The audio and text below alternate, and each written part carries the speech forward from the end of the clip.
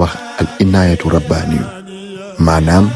li yonent bi amee woon la xam ne biy dox daa am benn ker ba ko daan topp Maodo amee woon na ko mu ñaan ba sonn ndeysaan ci modestem pour yàlla dindi ko yàlla dindiwu ko mujj gi mu faf jël benn parasol di ko yor buy dox rek pour nëbb karaama ndax moom lu mu bëggoon mooy jël karaama nëbb ko ndax dana wax naan karaama ñi nga xam ne eggaguñ ci yàlla ñoo koy foobee jël li nga xam ne mooy sunna si yonent bi sallallahu alayhi wa sallam ak sharia islam mu jàngale ko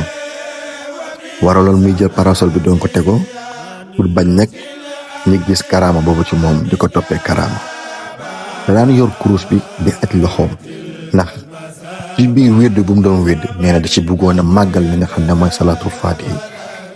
moo tax bu daan mos di wérd salaatul faatihi da daan aj loxoom daaw ko mos a wàcce kooku mooy Seydil Hadji Malick